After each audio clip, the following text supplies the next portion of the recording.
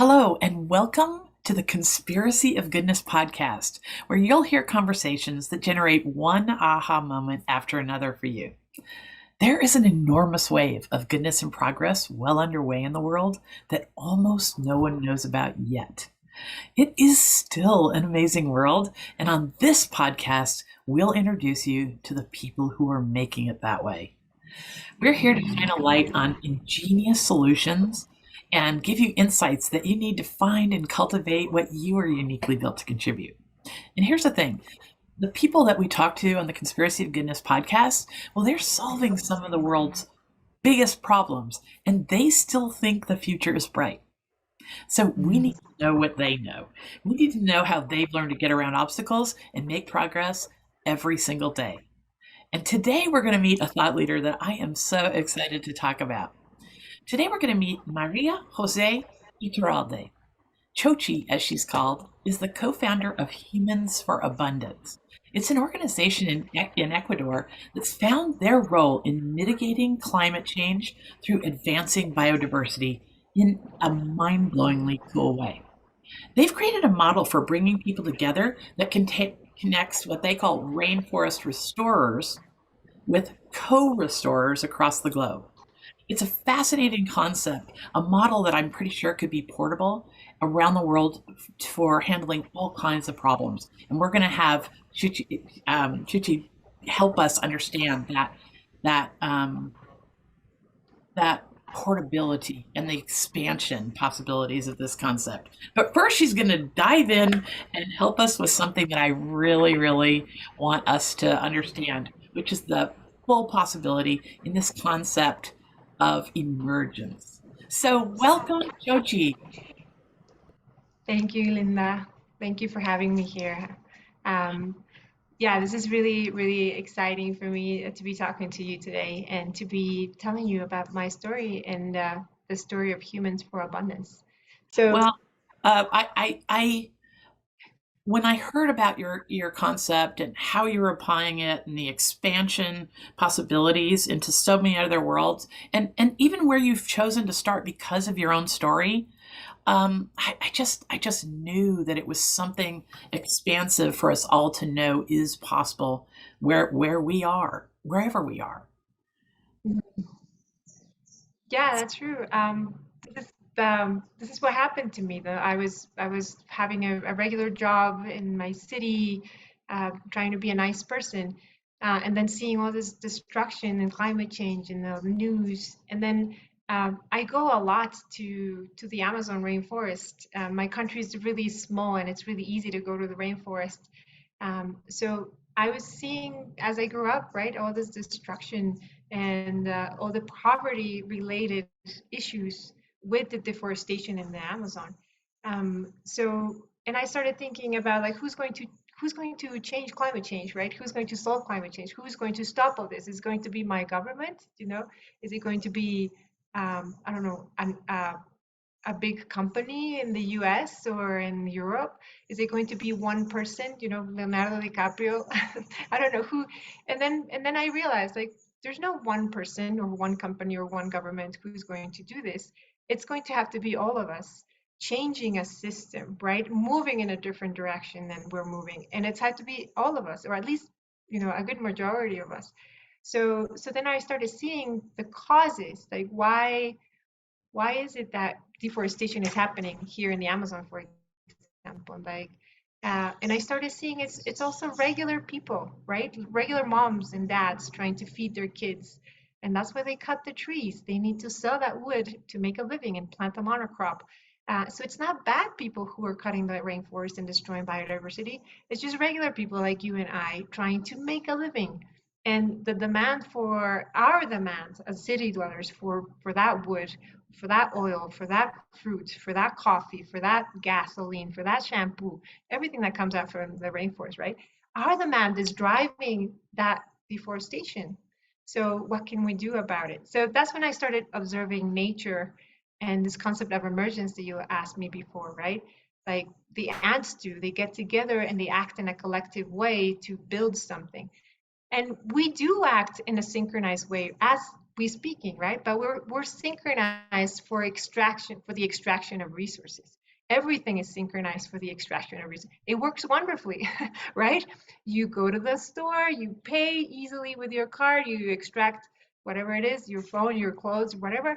It is so easy. It's so set up for the extraction of resources. So we need a system that can counteract that system, right? That if we're extracting resources, then we need a system that can put the resources back. And it's our responsibility. If we're taking those resources out, then we need to put them back in somehow. But there's no such system, right? How do you put things back into? You have to donate to an NGO that you might not know what they're doing, or like who you're donating to. Is it? And then it's not a big system. It's not like an emergence concept or effect, right? It's like one single maybe NGO in Africa or in another, but it's not a system. So this is when I started thinking like, oh, maybe we can create a system for people to put those resources back. So as they take resources from nature, because it's impossible not to take them. You need the clothes, you need the food, you need, the resources.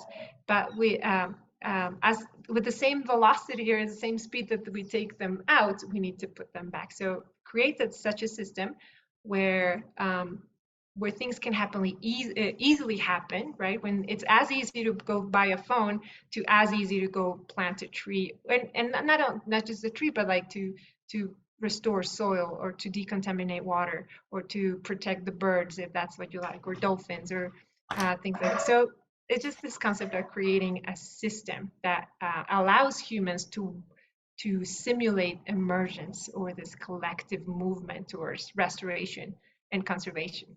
Oh, So, it is just that. It's everything you said. I'm gonna go back and re-listen to this episode and plant many of the seeds of the concepts you just mhm, mentioned. So, okay. So part of your aha moment, your insights that could change the future for us all is your story. It's a story full of mhm. serendipity and legacy of your folks and your grandparents and stuff. And I think your story can connect to all of our stories in some way. So please share how we got here Mhm. together today, sitting here. Sure. So I'm an educator. So I'm that kind of person who's an idealist, right? And I wanted to change the world through education. Teaching children how to change things and become a better generation. So I was doing that in my life, and I was taking a group of students to the Amazon to do to do. Oh, before I tell you that, I come from a family that also, full of people who want to do good, right? So, for example, my grandfather was the president of Ecuador, and he was such a person. He wanted to do great things and change things, and I think he did. He was really working hard to get Ecuador to a better place. So I grew up in this family of people who wanted to do good, who wanted to change whatever they could change it to a more positive state, right? Leave the place a better place. So I grew up in this family, and just doing my regular job, I went to the Amazon with a group of students, and we were doing a toxic tour at school. So you can come to Ecuador, and this is something everybody should do. And you can get together with locals who take you around the oil wells and some pretty horrible stuff that comes from oil extraction. So if you don't know, Ecuador's main source of income is oil. We export oil to the world. So this is how Ecuador has, builds their roads and pays their people. It's because of the gasoline that people use in other parts of the world. But sadly, the extraction of oil is not very, eco-friendly. It's not very environmentally friendly, especially in countries like this, which is very disorganized. Countries do not put really strong laws. If there's money involved, things get really. So I took the students to see this, and we were in this toxic tour. And this is the first time I did this. So we were next to a river, putting our hands in the river and extracting, a glove full of dark oil, dark petroleum, and seeing how the community, the indigenous community, is right there, right next to this river where we were putting our hands in.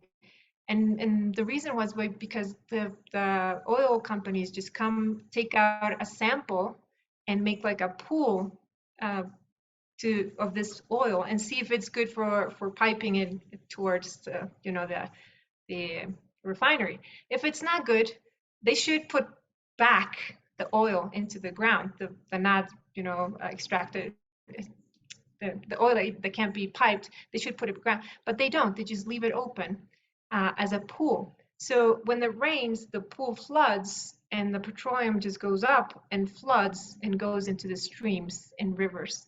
And the rivers end up in the ocean. So this is everybody's planet, everybody's ocean. So um, I started just to being really shocked about this. I've never seen this. I drive my car in Quito, um, but I never seen how the extraction of the gasoline or that would come to my car, so my impact, it was doing such a harm in the Amazon, right? So so the guide who was doing this toxic tour, he was naming people responsible, certain companies responsible for this contamination, right? And they were not doing anything about it. So the people there were suing the company to put this oil back because it's contaminating, right? Um, and then I learned that in 1995, when the time that my grandfather was president, there was a release of this company. So the company was forgiven, saying that they had already done all the work, so basically I learned in that trip that my grandfather and his team, right, had been convinced that the company had already restored what they needed to restore, that everything was fine, and that they were released from all responsibility. So here we are, 30 years later. I'm standing in front of these pools, which have not been taken care of. And there's like 800 of them around the Amazon and right next to communities.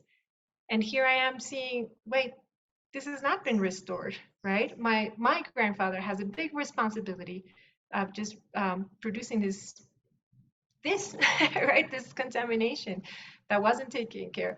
So that's when my whole life changed, right? I saw, like, it was like as the sky opened and my grandfather was saying to me, you need to do something about it, because I couldn't do it, right?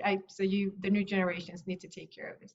So that's when I decided to stop teaching in private schools in Quito, right, and change my life and said I need to do something bigger, something that helps this vulnerable community, something that helps the environment that I love so much. So I started thinking, what is it that we could do, in observing. So that's how I started Humans for Abundance, because of this personal story that hit me so hard. And I can't go back to doing anything else right now besides environmental work, in whatever shape or form it is. But because I've seen now my connection, my personal connection with what's happening in vulnerable ecosystems like the Amazon rainforest. And I can see how people, my friends and other people in cities and friends that live in New York and friends that live in Europe, the connections that they have with the rainforest as well. Because if I have that connection, if I'm using gas, if I'm using shampoo and bananas and coffee, that means I am extracting resources from the rainforest. So I have to do something about it now that I've seen what is happening in the rainforest.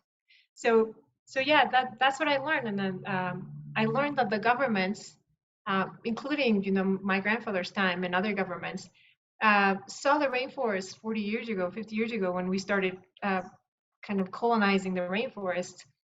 The Westerners started colonizing the rainforest because there was already people there, right? They started saying, cut the trees and turn that land into productive land. So they didn't see the forest as productive because they couldn't sell, the roots and the seeds and whatever it grows there, and the flowers and the animals. They couldn't sell them to the north, right, to the west. So they needed to cut the trees and put some cows so they can produce milk and cheese, and maybe put some coffee plantations, maybe put some plantain plantations.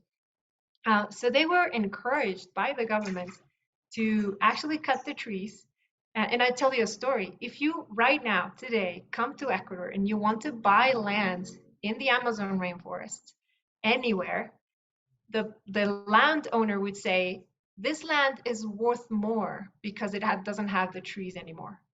And I did that work for you. You know, it's ready to be productive. It's ready for you to plant. So it's worth more. If you want to buy the forest, it costs less. So people don't even have the notion that the forest and the biodiversity that the forest holds, it's so much more valuable than whatever you could do with that land. Because if you use toxic agriculture or traditional agriculture, the soil will damage, you know, in a few generations. The water cycles will be damaged, so the rain will be, you know, less in a less pattern way. I don't know how to say that in English. So you couldn't do anything with that land. And that's what's happening. That's what we were starting observing in these communities, right? They can't plant, they can't plant, they can't plant. Every generation yields less and less and less food, and they have to buy food from other sources. So they cut the last trees that they have to buy food because their land is not producing enough for them to survive. So they move once the plot of land is, you know, good for nothing, no trees, just grass for, you know, nothing grows there, then they move to the next uh, plot of forest to cut. And then it's good for a few years, and then they move to the next plot of forest to cut. And that's what's happening in all of the Amazon rainforest in Ecuador. Even indigenous communities who knew how to take care of the rainforest for millennia, right? They they're cutting the trees, even the sacred trees, to make a living, to send their kids to school. So this is what's happening, and this is my story. This is what I observed um, by being an educator and going there and connecting my actions to what was happening there. So All right. And then you did something about it. and then this this is such an important part of your story, is that I'm sure you said to yourself hundreds of times, someone has got to do something about this. That's what we're all doing when we're wringing our hands about countless things that we see are not right with the world, that have a positive potential to change, if only someone would do something about it. exactly. Yeah, so we are going to dive deep into every bit of the story and the possibilities, and understand deeper many of the things that Chochi just said. But before we go any further, I want you to describe then your idea, your big idea on how we can create this marvelous three-tiered win in the world. Sure. So I have a story about that too. So I started thinking about what is it that we could do. And then you know, thinking about like, well, should I move to the Amazon and start buying land to restore, right? Like this is what people want to do. Like, should you move to the Amazon and start restoring? But you don't know anything about native trees there. You know, you might be afraid of the the life that you might find there. So I was driving one day and I saw one of those, you know, delivery companies that they say like, are you hungry? We'll bring you this hamburger. And that's what the idea sparked, and say like, wait, if the city dweller cannot do it and is not going to move to the Amazon because they have a job in France, you know, they have 3 kids in school, they're not, and they're frustrated because the Amazon is getting destroyed, but they're not going to move their whole life. But maybe someone can do it for them, right? Someone in the Amazon, someone who has their own land there, someone who knows about the native species and who knows about the weather and everything there. So they can form this partnership and do it together, basically. So one has the resources from their jobs they can share to with the locals, and the locals have their own the other resources, which is the knowledge and the hands and the time and the land to do it, right? So they put together those two resources and they create the triple impact, right? So it creates immediate environmental impact, because with those resources, the locals can immediately change the land management techniques, right? They can immediately start planting the trees that they've taken back because of the economic reasons that I've mentioned before. they can immediately start restoring soil. They can immediately start taking care of the old growth trees that they still have, because they're making a living from that. And so that's the environmental impact, right? And then the people, the local restorers, can immediately benefit from, a little extra income, or a little income that doesn't come from cutting the trees, but comes from taking care of those trees.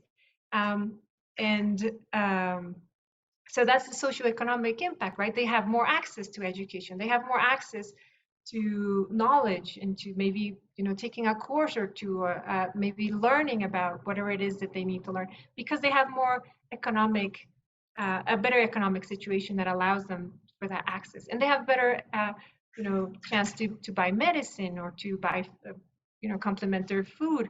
So nutrition goes up, health goes up, and the environment goes up. So it's this triple impact, which can be caused immediately, right? Okay, so make sure I understand this with the level of clarity I need to.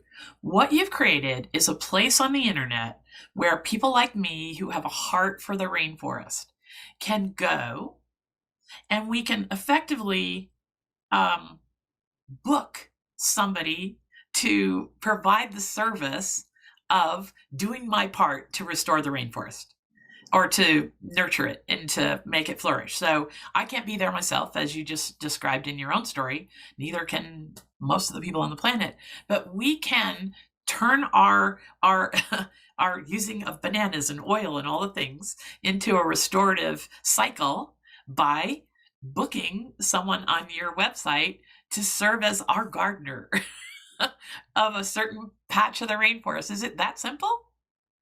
It's that simple. So the restorers on the ground are independent freelancers, if you want to call them, or independent entrepreneurs who have put their lands and their actions there as a service that you can book, right? So they will, if you hire them, or book them, as you said, as easily done in the internet, right, with one click, then they can do those actions immediately, which might be planting trees, or taking care of a tree, or restoring soil, or creating a banana circle, which cleans the water in their bathrooms. Any kind of action that results in the restoration and the conservation of nature. That's their service. It's like a gardener, as you said. So in this case, you're not paying for a gardener in your house. The house is the planet, let's say. It's a bigger planet, right? So it's not just your house in Vermont, it's our planet that we all need to take care of. We all need to hire the gardeners and the termites, whatever it is that we need to hire to give back the resources that we actually take. So as I said, it's not a donation, right? It's a payment for a service that you need to be doing to the planet, right? So they can do it for you because they have the knowledge, the ancestral knowledge, the time, the land, and those resources. And then you'll receive a report. So you don't receive anything physical. It's like a marketplace, right?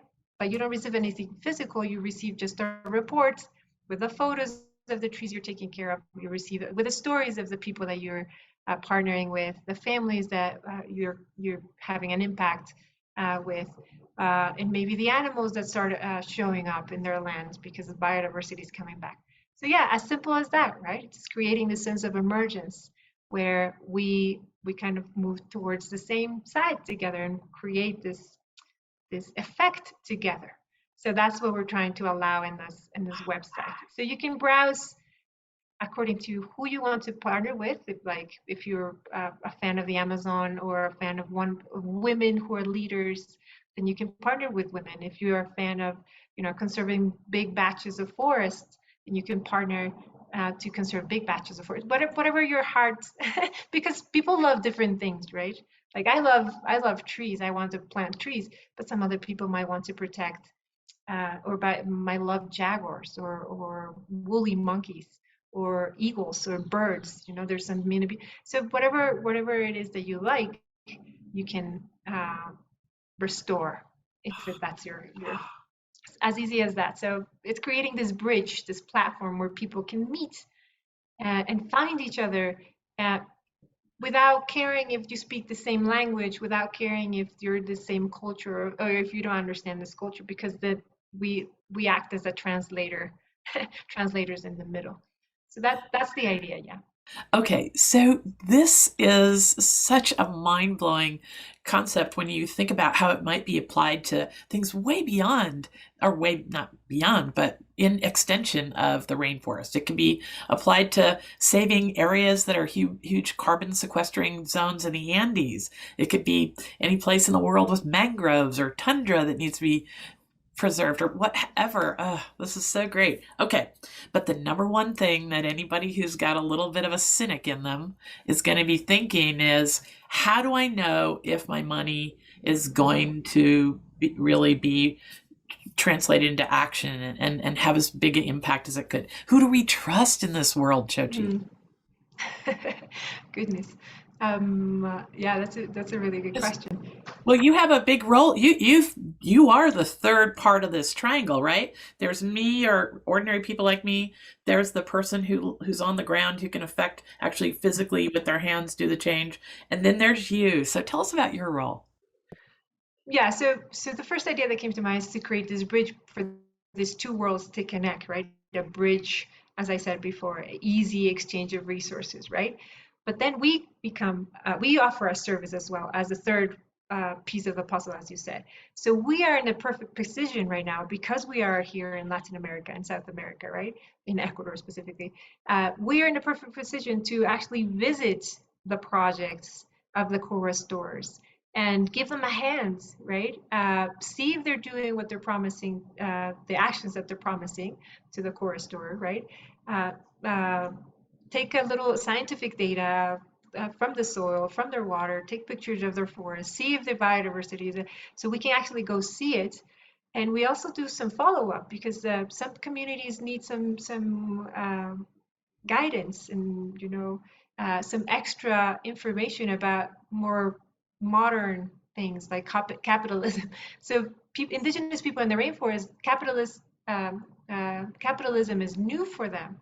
So they've been ripped off so often because some coffee company comes and says, "Oh, I'll pay you $200 for your 20 hectares of land. You'll be fine." And they don't know about it, so they say, "Okay, yes, come take it." So we bring that additional education or complementary education because they know so much from their ancestors and from their way they live their lives in the forest. They know about, as I said, the species and how to take species, their seed, like they know so many things. And we want to bring those out. Uh, but also we bring complementary education like entrepreneurship or accounting or permaculture or modern techniques for making fertilizers, technical things that they might not know, that they didn't used to before. So that's our uh, the third piece of the puzzle, and that's how our service as this platform is the follow up, the education, the complementary education, and the verification. So the core store in France or wherever it is in the world can rest assured that the whatever the restorer is promising, it's actually taking place and it's actually happening. So we do that work for you. Instead of you having to come to Ecuador to see it, we do it for you. We take pictures and we send that report back to you. So it's all again this collaborative way or this collaborative system where everybody does their part.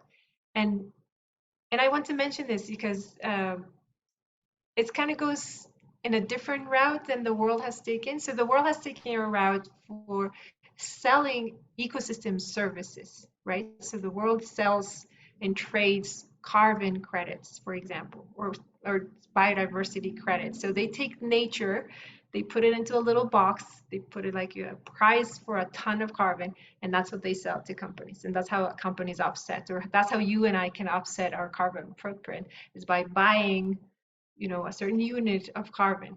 And but I'll tell you the problem. Local restorers here in Ecuador, for example, will never ever put their lands up for carbon credits trading because first it's really expensive to get accredited for carbon credits. So if I have 20 hectares of land in the Amazon rainforest and I want to get accredited for selling my carbon credits, it's like $5,000 to just get accredited, right? And it's good for 1 year, right? So if I'm a local farmer who doesn't lives with under $2 a day for you know because the problem with poverty uh, and how it is related to environmental destruction is right there. So they will never set up for these kinds of systems of selling. Plus, in Ecuador, it is forbidden. We cannot sell nature services to other people. So we turned it around and say, okay, but what we can sell is human actions that are repeatable and that are infinite and that are, it could be creative. So any restorer with an idea that results in the restoration and conservation of nature can sign up as easily as they sign up for Airbnb, right? I have a room, I sign up for Airbnb, I rent it out, I have a little decent extra living. Here is the same. I have a little piece of land. I can sign up with Humans for Abundance and start selling my eco actions. So we call them eco actions. So I can sell my actions who are repeatable.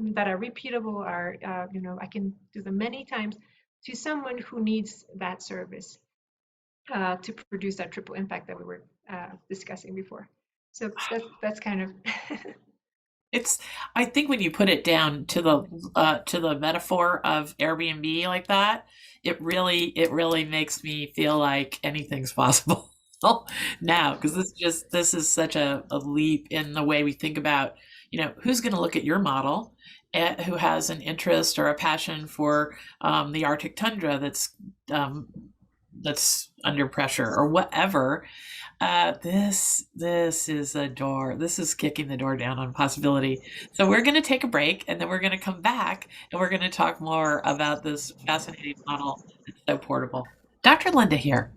If you are hoping the world is a lot better than what we see on the news and social media, and if you've been overwhelmed by the misery and negativity coming from the screens in your life, I've got a wonderful connection for you. What I've learned after almost a decade of curating the internet for insight and innovation is that there is an enormous wave of goodness and progress well underway in the world that almost no one knows about yet. And that's what led me to create this podcast. And then I co-founded the Goodness Exchange. The Goodness Exchange is an amazing place on the internet now where you can enjoy unlimited access to hundreds of articles that give you a more complete, positive perspective about the state of the world. You can listen to exclusive bonus content from this podcast with our guests who are knee-deep in solving some of the world's most vexing problems, and yet they still think the future is bright. We need to know what they know.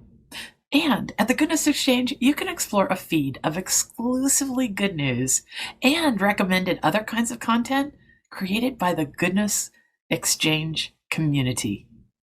No one with good ideas and good intentions need feel alone again. You are right to hold out hope for humanity. Millions of people are out there creating a better world, and we have created a gathering place for all that wonder.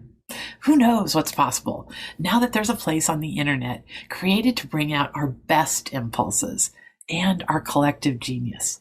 To explore the home for goodness on the internet, visit goodness-exchange.com/membership. Thanks. Hello, so we're back. I'm Dr. Linda Ulrich, founder of the Goodness Exchange, and we are here on the Conspiracy of Goodness podcast talking to María José Iturralde, better known as Chochi. And Chochi has an idea for the world, for the future, that I am absolutely delighted to lift up and shine a light on. And I hope you'll help me share this concept around the world as well.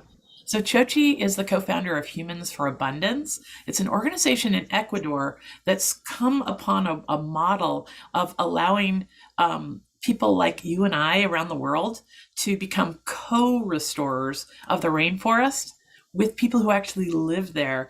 And we're going to go on with this conversation. And Chochi, just give us a little synopsis of what that means, the restorers and the co-restorers concept. right. So there are people in the Amazon who live there, who have the resources and the knowledge about their ecosystem, who have land and own land, and they want to restore it, but they don't have the resources, the economic resources to restore it. And there are people on the other side of the world who might live in the city who want to restore nature and who know the importance of biodiversity and who want to tackle climate change in any way possible, and who have the resources, right? The economic resources that they can share instead of buying an extra piece of cloth or a hamburger. You can share those resources with the locals to produce this impact, environmental impact. So the core restorers are people who live in the cities who don't have access to important ecosystems like the Amazon, but who want to restore it. And the restorers, the local restorers, are people who actually live there and have the knowledge, the necessary knowledge, and the time to do it. So And the idea even of putting restorers and core restorers together to work together. And so there's the role for Humans for Abundance, is creating this wonderful online platform where we can all find our role in making the world a better place. It's just marvelous. Okay, so let's get down to some nitty gritty things that I found interesting, and sort of shifted my perspective a bit in a good way as we talked about all the other possibilities here. One of the things that I think that is very, very key here is this way that this is not a donation to indigenous people. It's a way of giving back the resources that I took when I bought those bananas, when I filled up my car. It's really it's creating a restorative cycle. Talk to us just a bit to refresh our memory from the earliest part of this conversation about that. And then we're going to talk about the role of government and all these other things that people might be waiting for. Right. So yeah, this is what we're trained to do, right? Is to make a donation to an NGO because they're doing good things. But that kind of separates us from the responsibility, I think. I mean, we feel good with the donation. We're thinking, oh, I release some of my anxiety because I'm having a privileged life, and I'm helping someone, and that releases my anxiety. But this is not to release your anxiety about the things you're not doing with to create social justice. This is your own responsibility. Like, you have to understand your connection to the environment and to ecosystems like the rainforest, and how your direct impact on those ecosystems as you extract the wood, as you extract the medicine, as you extract the oil, as you extract all those resources that we take from these ecosystems.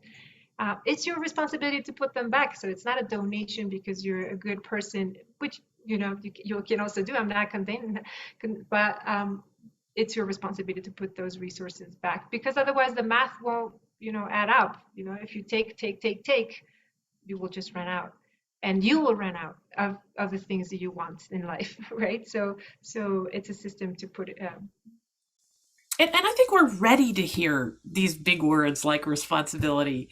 I think, I don't think that's a downside. Being told or being reminded that I have a responsibility to become part of a regenerative cycle. I think it's freeing, and I want you to help us understand too that there's no heroes riding in on a white horse from government. Help me improve my way of thinking, because there's a lot of people who are operating with the illusion that government could somehow fix this. Yeah. Not from my experience, right? So from what I know, in countries like in Latin America, governments are really disorganized institutions. I know that in Europe, people trust their governments, or in in North America, also people trust their governments to put taxes into good use and to actually do good things with those taxes. But in countries like Latin America, this organization rules. So everybody's pulling up to their own side. Nothing gets organized. Nothing gets done. And we feel like, as a taxpayer myself, I feel that my money doesn't go to where it should go. So we don't trust governments, right? And we have bigger problems. So our governments are not going to solve climate change in Latin America. That's the least of their priorities. We have so many other things happening, from extreme poverty to economic problems as a country, right? Um, we're these are countries who are heavily based on the extraction of resources. So if you see what countries in Latin America do to make a living, it's usually extraction. It's agriculture, and all like basic resources that the world uses. So again, uh, the world is expecting our governments to solve these problems, deforestation and all these problems that are related to poverty and to being a developing country. But they have other issues. They're not going to put the little money that we have into solving those issues. And as I said, the organizations are just so disorganized. They're so corrupt that we would need to erase them and start from scratch if we wanted governments to be the solution. So that's why Humans for Abundance is sort of like, all right, let's find a way to to bypass that, right? To not do it through governments because it's just not going to get done. Okay. Okay, so if we go, okay, that's off the table, that solution. It does really come down to every single one of us doing what we can do, right? And that's what I love about this. At the goodness exchange, we're trying to just elevate this notion that it is not, all hope is not lost. That it is still an amazing world, and there are millions of people doing ingenious things like you. But the knowledge about these projects is not rising to the top of the news or the internet. So we may never know that folks and ideas like you exist. So first, is my thank you from the world for being for having the courage to just keep plowing forward. I think it points to how some people find their purpose too. Because Chochi, am I right in thinking that you can't go back? You're being pulled along with this, right? There's nothing pushing you. You're being pulled. Absolutely. No, it's the love for the forest, for that rainforest that is actually pulling. And that, as I said, that vision that you said, right? That optimistic vision that I have in my head, that's so clear to me, right? And it's a different story that we need to create in our heads, in a different system, just that. So sometimes I feel like we tell a super big story about climate change and biodiversity loss. And in our minds, that's like, I can't tackle this. This is too big. But the moment you reduce it to an action or a set of smaller actions that I can take that are super impactful, and that I know that other people are taking those same amounts of actions, then the compounded effect and like the collective effect produces the results that we need. So that's what I see in my head. It's just the collective, the addition of the little smaller actions. And that's why and that's what we do for extraction also. It's not like a huge organization that extracts the resources. It's all of us taking little actions every day, every day, every day. So why can't we do that at the same? Like, oh, today I'm going to sit down at my computer and produce some sort of restoration or conservation today. And then tomorrow I come back again. And then tomorrow I come back again. Because every day I take out resources. So every day I should put them back. And it's just the smaller bits that I can handle in my head. And I say, okay, I can do this, and so can my neighbor and my other neighbor and everybody else. And like that, like the birds, flying in unison and synchronization, we synchronize our efforts to restore and conserve nature. So it's not that one guy, one company, one person doing this tackling this huge problem. Is millions of us taking millions of tiny actions put together that I think is going to actually change and create this new system, right? So Oh, absolutely. Okay, so this is a very important moment in our conversation. The reason why most of the thought leaders that I interview are hanging in there, despite great odds and paralyzing setbacks. The reason why they do that and they get up every morning, pop out of bed, and keep at it is because they can envision a future that I can't yet. Talk to us about what could be. Like, 10 years from now, 5 years from now, 10 years from now, 20, if your idea caught on, what would the world look like? What would start with on this scale of the rainforest, and then we'll talk about how this idea is transportable to other problems.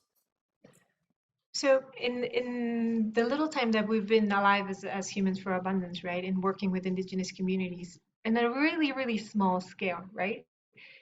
Our system has changed this community around, as I said, right? With the follow-up, with the complementary education, and with the money that's coming in from just regular people like you and me, just putting $5 or $8, that changed that community in a huge way. So they are already planting and inserting certain species that were not there. We're already seeing biodiversity come back. We're already seeing the children falling in love, back in love with the forest and seeing all the possibilities. And we're already seeing them produce their own food instead of buying food from a truck. And there's organic food that doesn't, destroy.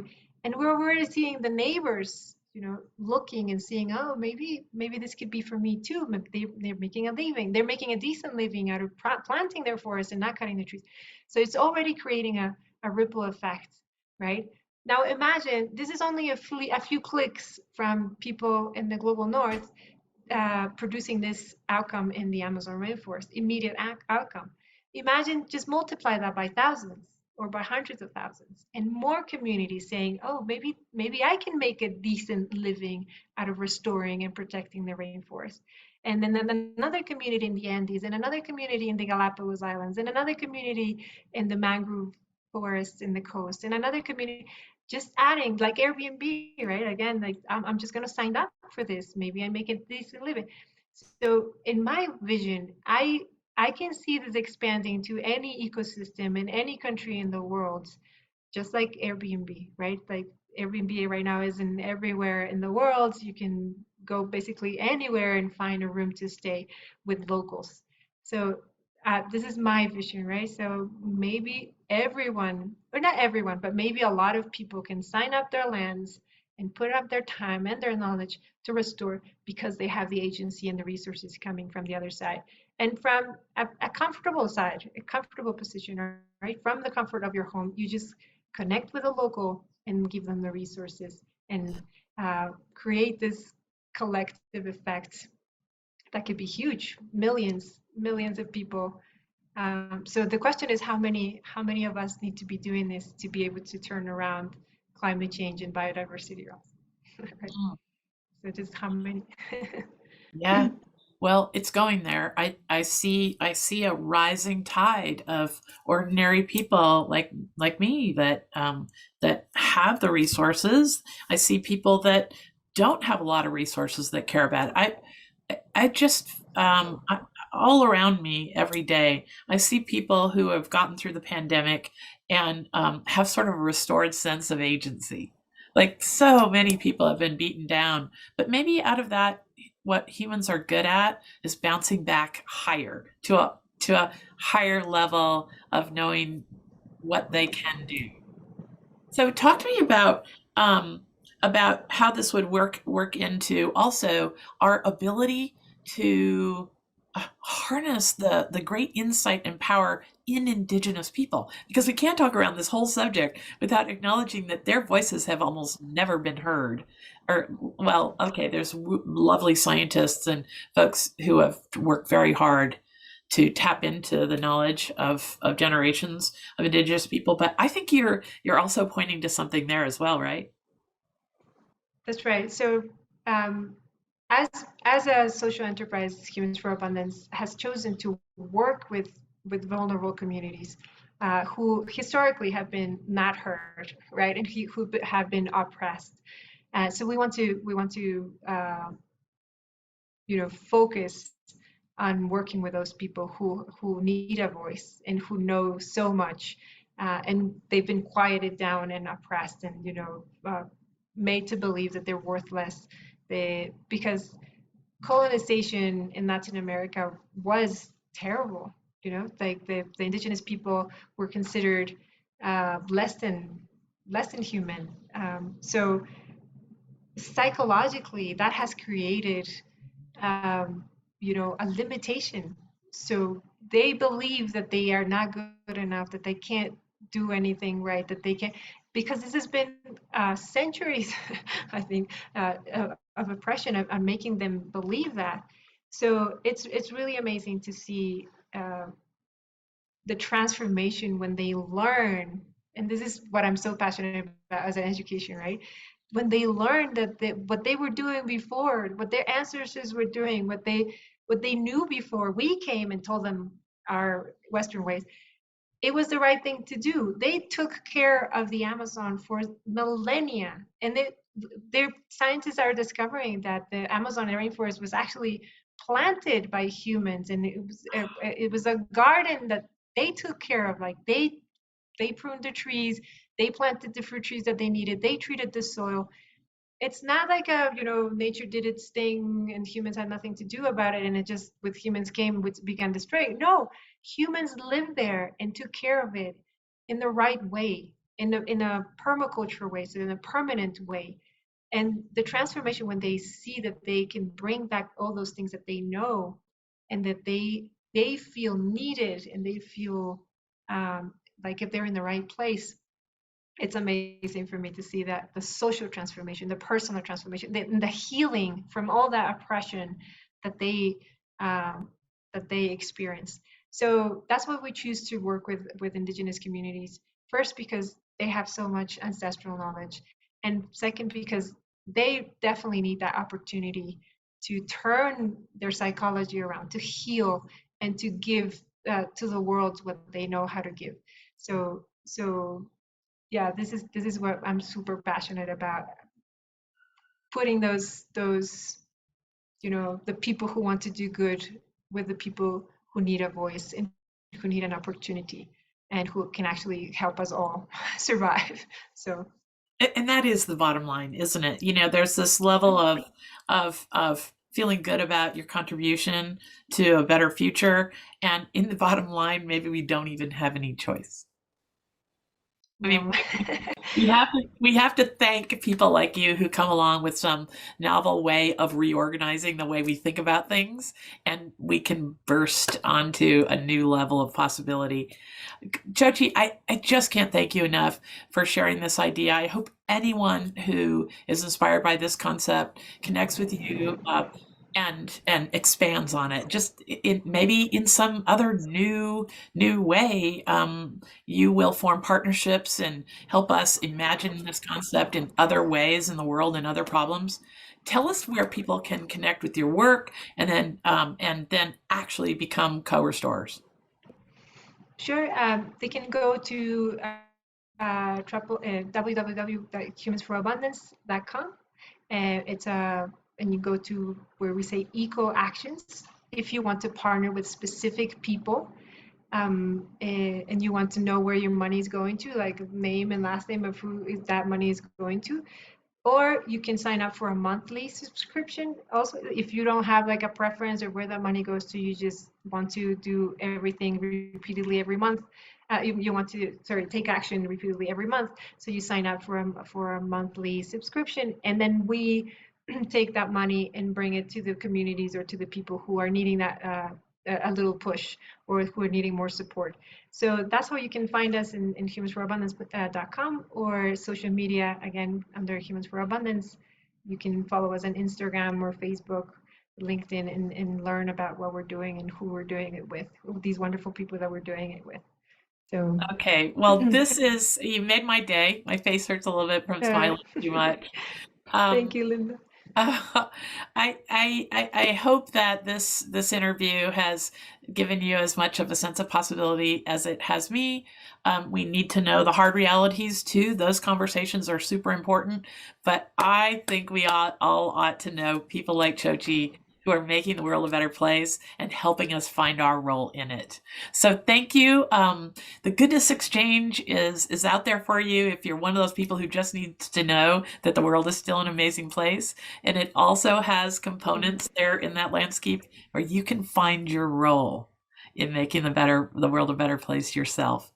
Thank you, Chochi. The show notes will contain a lot of goodies as well. Have a great day, everyone. Thank you, Linda. Thank you for the interview. Have a great day, everyone.